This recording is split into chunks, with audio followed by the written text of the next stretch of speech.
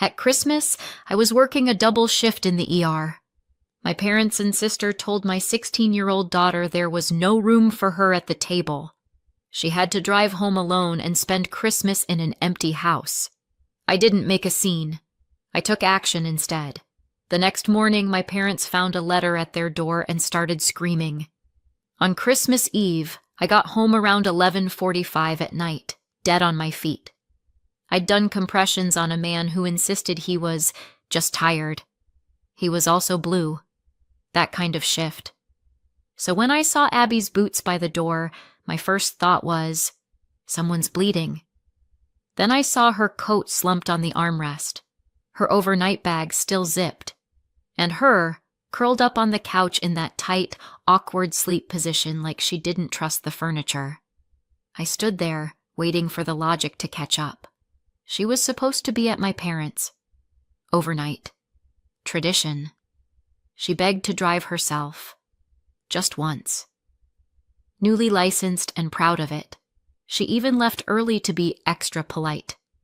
My husband and I were both working late shifts, so the plan made sense. Until it didn't. "Abby?" I said softly. She opened her eyes instantly, like she hadn't really been sleeping. "Hey, why are you here?"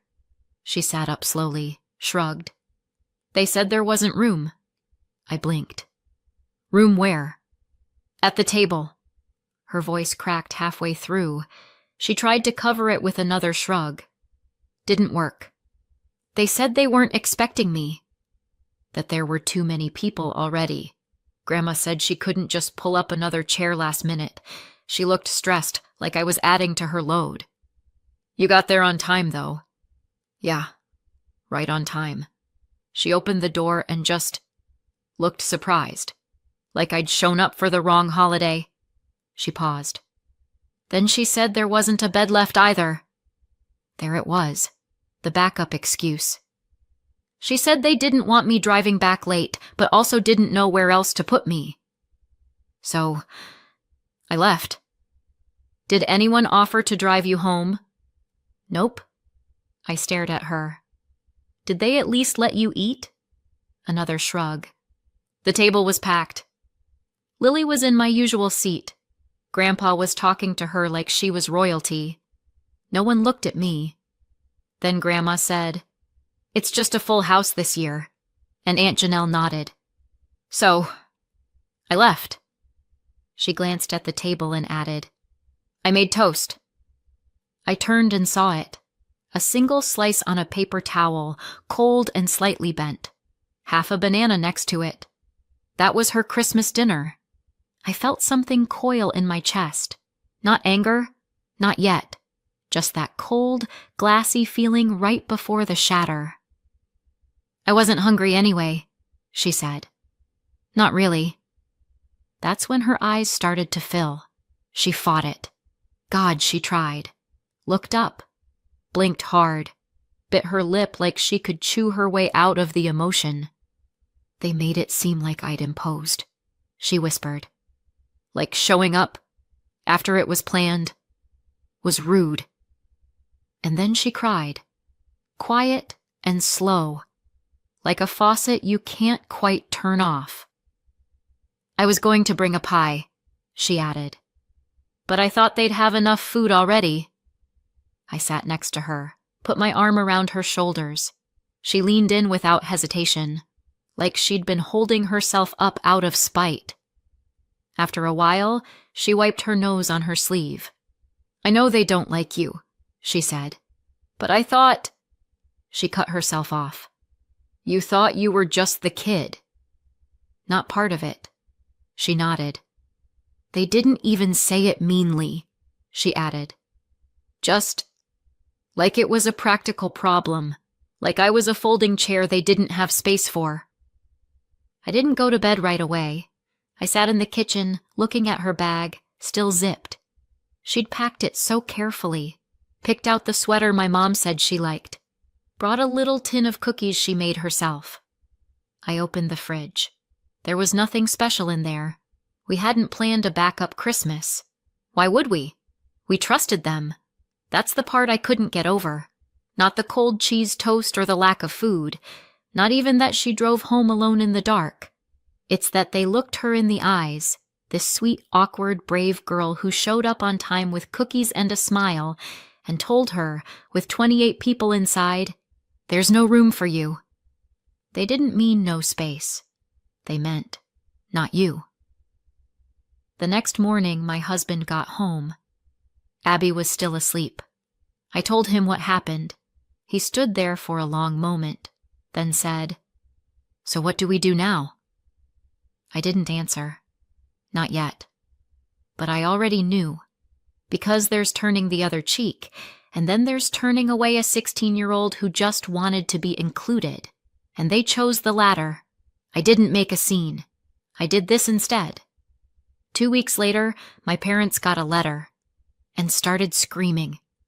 I don't remember the first time I got called the weird one, probably before I knew what the word meant. When I was 6, I found a dead bird and asked if I could dissect it. Not to be creepy, I just wanted to understand how it worked. My mom slapped the kitchen counter and said, "Jesus, Kate, what's wrong with you?" My sister Janelle screamed and told everyone I was trying to build a zombie. I got grounded for scaring her. That kind of set the tone.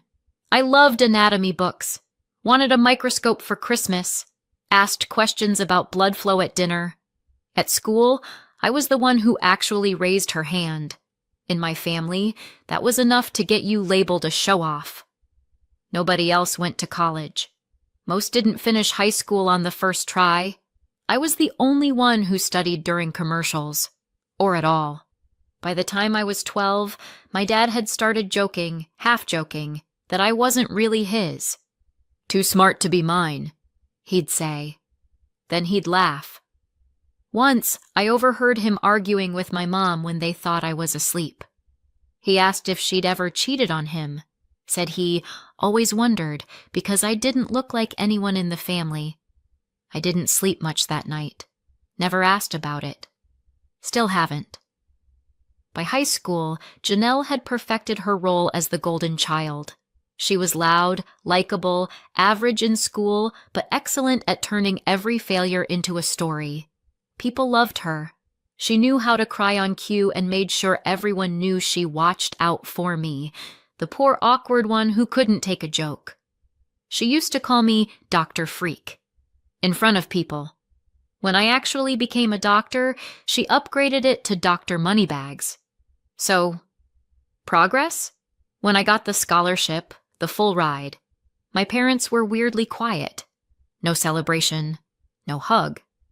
My mom asked who I thought I'd end up marrying, since guys don't like women who act smarter than them.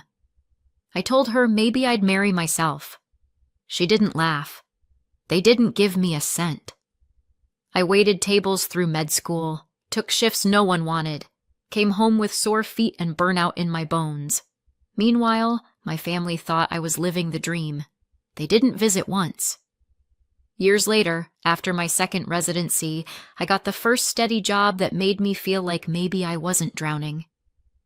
My husband and I met during an overnight shift. Very romantic, if you find shared exhaustion romantic, and eventually moved to a place where we could afford more than instant noodles. And that's when the calls started. "Can you help with the electric bill? Can you co-sign this lease? Can you talk to a doctor friend about Uncle Pete's back lump?" I did what I could, most of it without hesitation. When my parents were approaching retirement, way too early and with zero savings, I stepped in. They'd never owned a home, always rented. Bad credit, bad luck, whatever the excuse of the year was. So I bought a modest 2-bedroom house and handed them the keys. I told them it was a gift, that I'd handle the mortgage. The house is in my name, but they live there like it's theirs, rent-free. Utilities? Covered more often than not. Medical stuff? I have insurance access, yes. I never said no, until recently. A few months ago, Janelle called. Lily, her daughter, the one who can do no wrong, had been accepted into a prestigious STEM summer camp. "She's got your brain," Janelle said, like it was a compliment. This could change her life. I asked how much. $1,200, she said. But it's worth it. And you, of all people. That's where I stopped listening. Abby never went to a summer camp like that. Not because she couldn't. She just never asked. She's practical, thoughtful. She wouldn't dream of demanding that kind of money from me, even though she could have. I told Janelle no, politely but firmly. I said I was already covering our parents' mortgage, medical bills, and emergencies. That maybe she could apply for financial aid or a payment plan. Her tone turned fast. Wow, must be nice to have everything and still be so stingy. She's your niece.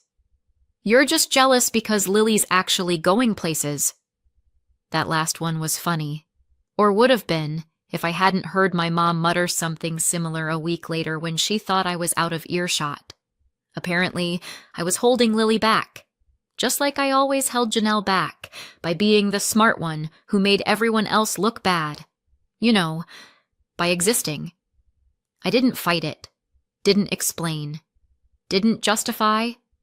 I just said no, and I meant it. That was 3 weeks before Christmas. Abby was excited to go to Christmas dinner, said she felt grown up, being trusted to drive there herself. She'd packed an overnight bag and even wrapped little presents for the younger cousins. I told her I'd see her in the morning and reminded her to text when she arrived. She did. Everything seemed fine. Hours later, I stepped through our front door and discovered Fine had apparently been canceled. Abby looked up from the couch with a wobbly smile that said, "Please pretend this isn't a disaster." She told me, in the smallest voice, that Grandma had murmured no space at the table or anywhere else, even though she'd counted 28 chairs in use. A math problem with only one variable. Her. I listened. I let her explanation thud around the room like a dropped suitcase.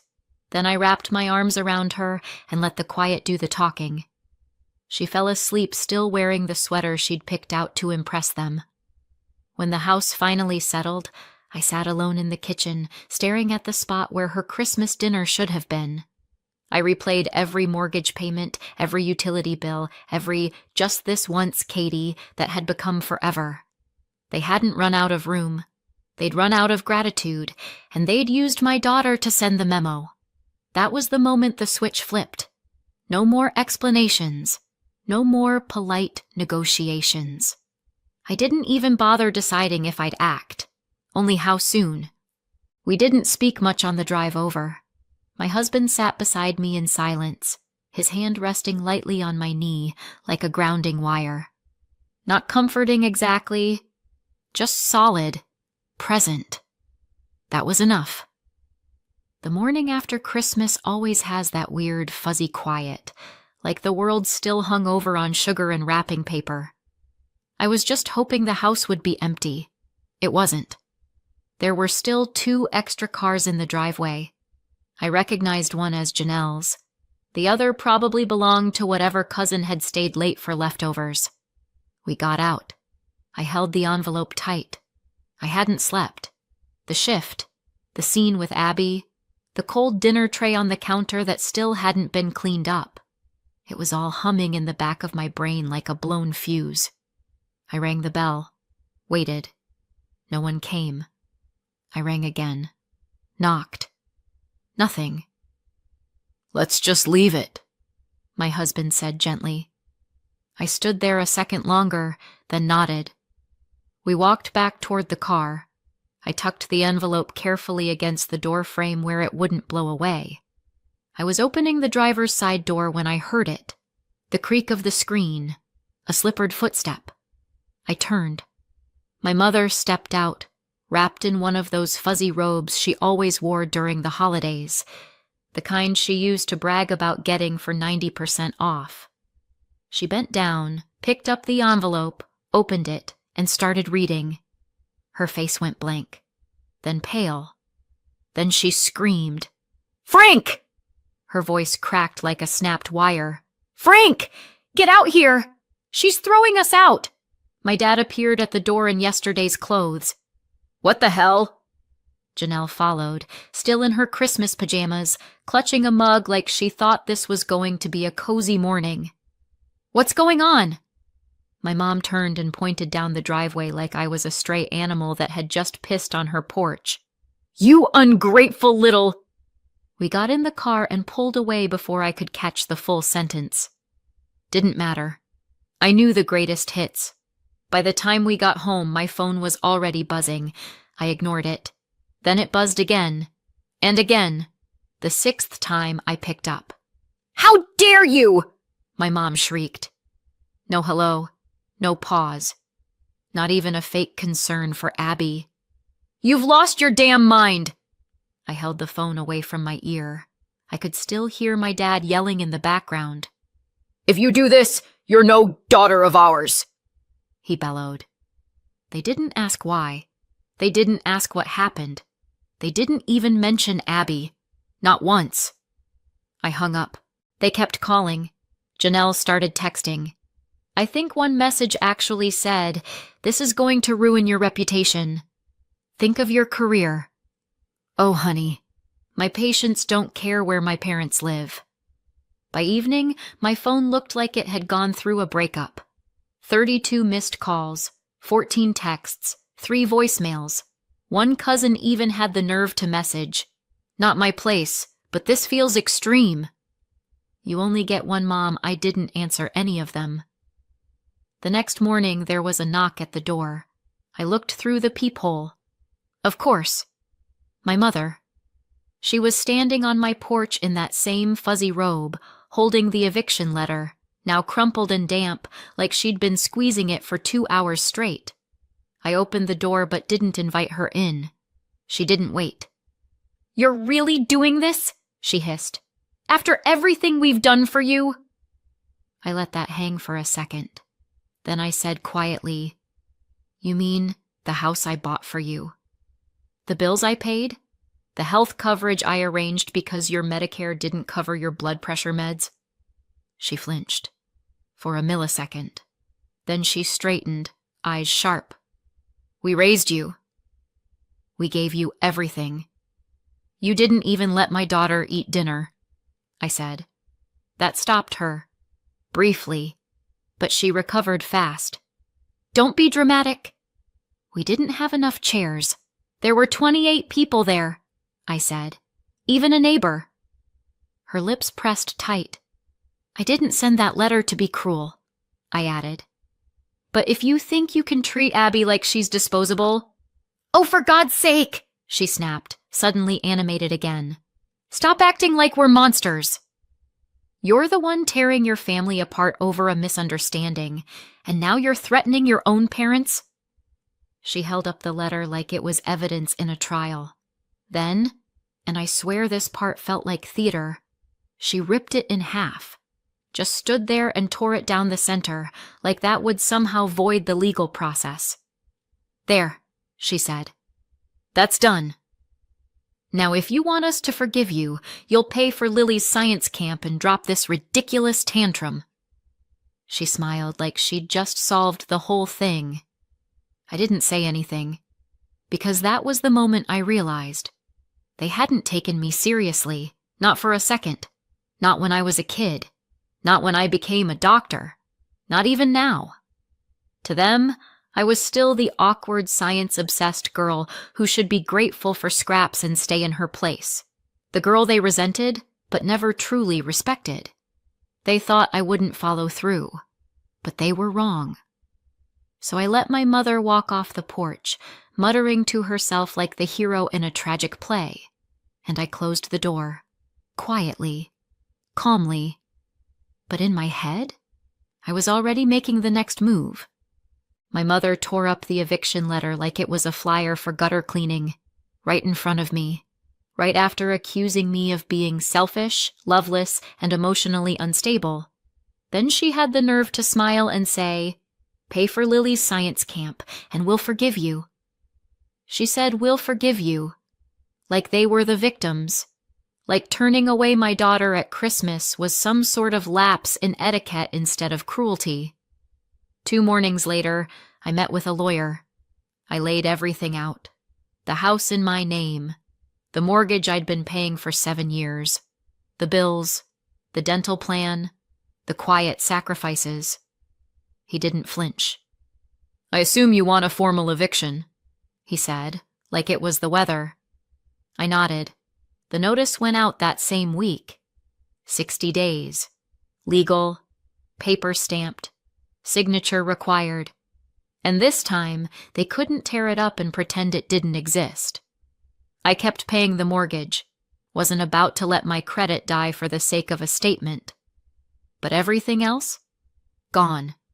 Utilities, cable, medical reimbursements. They got a crash course in what no support actually looks like. 2 weeks later, someone knocked on my door. It was Aunt Elaine, the good aunt. Or so I'd thought. She had a tin of cookies and a rehearsed look of concern. "Kate," she said, "I just want to talk." I let her in. I already knew why she was there. We sat in the kitchen. I poured tea. Neither of us touched it. "It just doesn't sound like you," she started. There it was. "Throwing out your parents over a misunderstanding?" she added gently. I laughed once. Not kindly. I told her about the house, the bills, the Christmas Eve betrayal, how my parents had made room for 28 people, including a neighbor and 2 cousins I hadn't spoken to in a decade, but not their own granddaughter. Aunt Elaine paled. "I didn't know," she said. "They didn't tell you," I corrected. She left like someone who couldn't unhear what they'd heard. 3 days later, I got a text. "I didn't understand before. I do now." 1 week before the deadline, my lawyer called. "They haven't moved." "At all," he said. "Then we proceed," I replied. I listed the house that same day, set a fair price, not high. I wasn't trying to squeeze value. I just wanted it over. A buyer made an offer fast. Families love that area. They just wanted it empty. "Vacant possession required," my agent reminded me. "Noted," I said. I didn't go the day they were removed. The new owners took care of it through legal channels. I heard it wasn't pretty, but what came next wasn't better. Janelle took them in. Of course she did. My sister always liked to cosplay the better daughter. She gave interviews to cousins like it was a press tour. "She's abandoning them," she said. All because of one holiday mishap. 3 weeks later, she was on my doorstep, eyes bloodshot, hair in a frizzed bun. "I can't do it," she said, without even saying hello. "They're fighting constantly." Mom thinks the living room's too small. Dad says my kids are noisy. They refuse to share a bathroom. I'm going insane. I leaned on the doorframe, arms crossed. "They need a rental," she said. "You could at least help with that. Just enough for a deposit." "No! Kate!" You watched her get turned away on Christmas Eve and just stood there. "That was your choice. This is mine." She blinked, then turned and walked away. A week later, she kicked them out too. They landed in a rental no one would brag about. 2 rooms, 1 heater. A front step that slanted like a shrug. Their pension barely covered rent and food. Gone were the vacations, the dinner parties, the cruise they'd been eyeing for their anniversary.